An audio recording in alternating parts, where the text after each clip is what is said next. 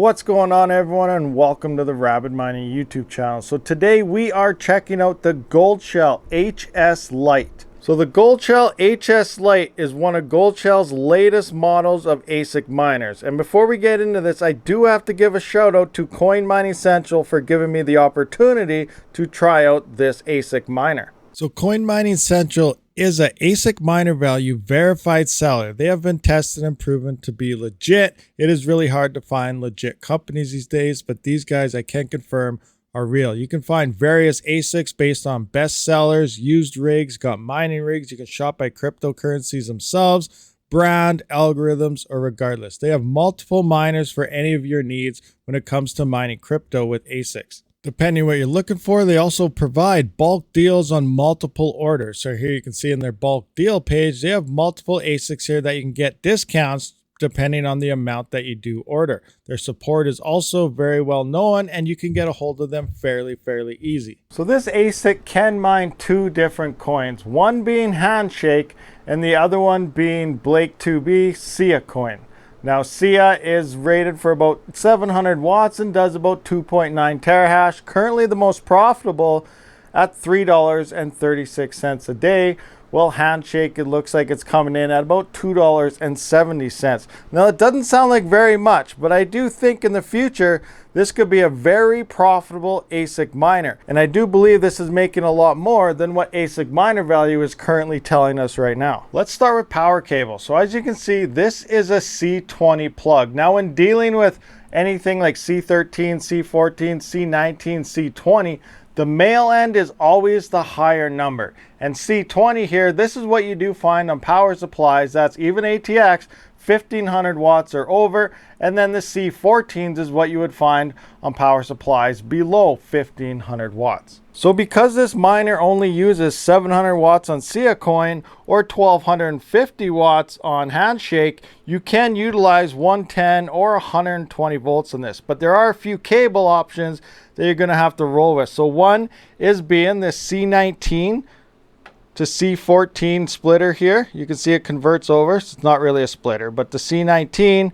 which is the big end, going to the big C20 down there, and this goes down into your C14 type of plug, and then you would just use your C13, which is for your standard power supplies that you find on any PC, any ATX power supply under 1500 watts, and those actually plug right into each other like so. So these are also acts as extension cables. So now we can go from C19 or C20 over there to this C19 to your standard 110 or 20 volt plug. Or if you plan on running 240 volt and you may not have C19 plugs on your PDU system, you will need to utilize this C19 to a C14 type of cable. Or if you do have them, then obviously you can go straight on with your C19 to your C20 type of plug. Just to show you my PDU, for example, it does support C19 and C20 plugs, as well as your standard C13 and C14. And we'll look in the back. These are all C13s in the back here that go all the way up. And then I do have 4 of the C19 plugs. Once you have your power cables and everything figured out and decided how you're going to run this thing, I do want to point out, I like the fact that there's a power switch. Now, most new miners may have this. I'm not really familiar with them. The only other miner I do have is the Antminer L3 Plus. And I find every time I have to shut it off, I got to unplug the power supply itself. Now, once you have it plugged in again, remember, this does support Wi-Fi, and it's not the strongest receiver inside here. You have to be fairly close to your Wi-Fi. Maybe my router just isn't that great, but I do find I got to be within the same room. I can't jump around the house, or it just doesn't quite work right for me. So initially, it's not set up, so obviously you got to put in your Ethernet cable, initial boot up, and you can adjust your Wi-Fi if that's how you choose to run it later on. But we're going to hit the power switch and this thing will fire up. So unlike Bitmain with those app miners and whatnot, where you either need their software or use an IP reporter, Goldshell makes this very easy. You just go to find.goldshell.com, hit enter, and then your app miner should pop up. If you have multiple Goldshell miners, the latest one to pop up, so it'll be on top here, will be, you know, the one you just plugged in. So then you just click this little tab here, which is settings. Initially, this will all be in Chinese writing. You're going to click up top on the Chinese symbol, just select English, everything will fix. This is also going to be locked. So you're going to have to unlock it in order for it to run. I think I'm locked right now, so I'm just going to go to unlock. Default is admin, and the first time you do this, the initial password is 1 through 9. So 1, 2, 3, 4, 5, 6, 7, 8, 9. And I highly recommend for you guys to change your password after, which you can just do in system right here. You can see current password, new password, confirm password. So this is where you will set up your Wi-Fi settings. You'll just click on here, and just like any other setup, you can either disconnect, forget the network. Here's my neighbor. I'll connect to them and, you know, maybe use their Wi-Fi. It's not the strongest signal, but, you know, it looks like it's picking up our neighbor. So, you know, maybe that receiver is a little better than I thought. But regardless, you know, basic wireless setup is just like pretty much setting up your phone. Fairly basic and easy. Let's look out how to actually set your pool up. So to find your pool, the first thing I would do was go to miningpoolstats.stream and then look up Sia Coin. I'm going to be mining Sia Coin because, one, it's a little more profitable than Handshake currently, but Handshake may see some big improvements. It looks like it's on a strongward upward trend.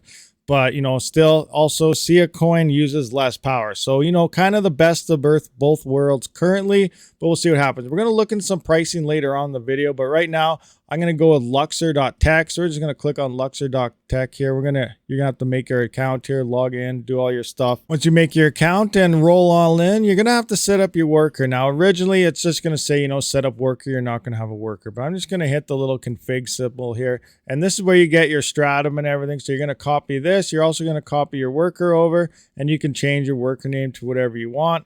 And then that's what you're going to have to actually put inside the miner itself. So we're going to come into here. Here you can see everything I have for luxor.tech, but you can just simply add a new pool. And then now we're going to add that URL, which I didn't save. So we're going to go back into Luxor pool. So we're just going to copy that over. We're going to go back into here, copy it in. Now we need our miner name. So we're just going to go Luxor. We're going to copy our miner name in here. Do as so. You don't need to add your password, but you can get your password as well if you want. Hit next. And now it's going to ask for a share. So as it does its thing, it's going to wait for a share. I'm going to cancel out because I don't want to start adding a whole bunch of stuff to my account. I only have the one miner, but that's basically it. My pool is now set up. You're going to hit apply. Now, all I really got to do now is, depending what I want to mine, like example, right now we're on Sia Coin. If I want to swap to this because it's a new pool, even though it's the same pool, you're just going to move that to the top like so. Or you want to mine, let's say, here's pooling. I have this set up for handshakes. You're just going to move that to the top. You got to swap your algorithm to the other algo, and then you hit apply, and now it'll start mining on pooling and start mining yourself some handshake. Now I'm just going to go right back into my original here because I don't want to mine that. I want to mine Sia Coin, and I want to get rid of this one too. So which one did I just set up? This one here. So I'm going to remove that, and that's it. So that's how easy it is to switch whatever you want to mine. You pretty much just put it on top, move to whatever algorithm you want to use, and hit the apply button. Also, this does start mining within 5 to 10 seconds, you know, maybe even 3 seconds. It's really fast. So if you can keep refreshing here, you get your basic layouts here. So you got your temperature, 52, 49, you got your hash rate mode and your power plan. I can't change my power plan right now. I only got the one mode. I don't know if they're going to be changing that later on with a firmware update or something. Tells you your miner online for, so your uptime. You got your hardware version, firmware version, the model of your miner, your fan speeds, your average hash rate. So right now we're 2.6 gigahertz. So let's have a quick look into the profitability of mining Sia currently. So you can see it's saying $3.36 a day. Now this is taking power out of the equation already. So this is your current profit. Still, that's not too bad, especially with what's happening with Ethereum. When it does move to POS, GPUs are going to be making, you know, possibly quite a bit less than this if they're even profitable at all. Again, way too soon to tell. But again, I'm mining Sia, 700 watts. So now we'll just have a look at the average coins I've been mining per day the past few days here. So the first day was 467, 464, and then we got 452 and 459. Now these 2 days I was taking this thing offline. I was playing around with the Wi-Fi, moving it around and doing all sorts of things. So it wasn't up 24/7, like the first 2 days, but so regardless, I'm just going to go with, say, an average of 464 coins a day. So just under the all-time high of my 467, and we'll kind of look at some numbers here. So I take my 464, I throw it into CoinGecko. It looks like the price came down a little bit, and we're just over $6. Now we got to calculate our power. It uses about 700 watts. We times that by 24 to make it 24 hours. Divide it by 1,000 to get kilowatt hours. Times that by 0.10 for 10 cents per kilowatt hour. That is $1.68 just in power per day. So that does give us $4.32 after our power. Now let's take a look at something and see what the potential of this miner actually may be. So if we look back into history, we do see back in 2018 here, this did peak upwards of about 9 cents. And then if we look back in 2021 at the recent bull run, this did hit about, where are we at here? About 5 cents. So it does look like it's coming down as the years go by, but there is speculation that this coin is set to pump sometimes in the next bull run. We'll see what happens, but say it's at least 5%.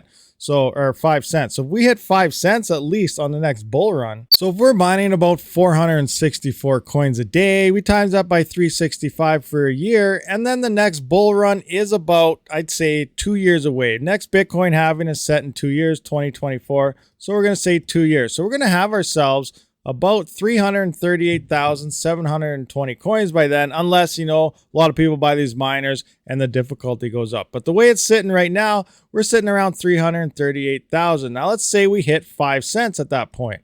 So if we hit 5 cents, that is $16,936 that this miner is going to make in that time. Again, that is before power, so you're going to have to take off $1 something each day for 2 years to calculate that. But again, you're definitely going to ROI this thing within probably at least 4 or 5 times over the next 2 years if we hit at least 5 cents. And if it goes higher, obviously you're going to make a lot more money in the next bull run. Now let's just have a look at Handshake. Now I haven't tried mining Handshake yet, so I don't know how many coins per day this thing is actually mining. But when it comes to the price here, it looks like back in 2020, we were sitting at 41 cents. And at the last bull run, it's actually going up. So this is kind of the opposite of what we're seeing in Sia Coin, where it was kind of dipping each time. But this one's going the opposite way and going up. So again, profitability into the future in the next bull run potentially looks very, very good. But again, right now, I don't really know. I got to figure out how many coins you do mine per day on this miner, and then we'll have a better idea of profitability moving forward. So that's pretty much it on this Goldshell HS Lite. But last thing I want to look at is its noise. You think of an ASIC miner, they're screaming, ripping, you know, just going flat out, and they make a lot of noise. This thing is absolutely quiet. Now I did put a decibel meter on my phone. It doesn't seem to be working that well. It's telling me like 50 to 60 decibels. And I look at other people's videos and real decibel meters that do utilize this. They're getting around 40. So I think it's wrong. But for an example, I'm going to put my microphone right up to this thing so you guys can hear it. So here I go. So there's my microphone right up to it. I'm kind of yelling now. Hopefully you can hear me, but it's pretty much, you know what? It is touching it. I got my microphone touching it right now. Can you hear this thing? Now we'll go up to the power supply. Back in front of the other fan. So yeah, that is pretty crazy on, you know, how quiet this thing really is. All right, guys, so that's pretty much it. That does wrap up this video. So if there is anything I missed or something you did want to know about this, just let me know in the comments. And obviously I will try to get back to you on that. So thank you for watching this video. I'll see you on the next one.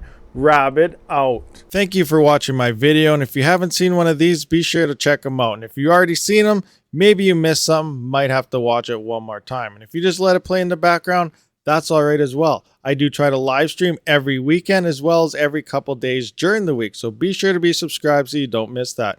As always, have a great day.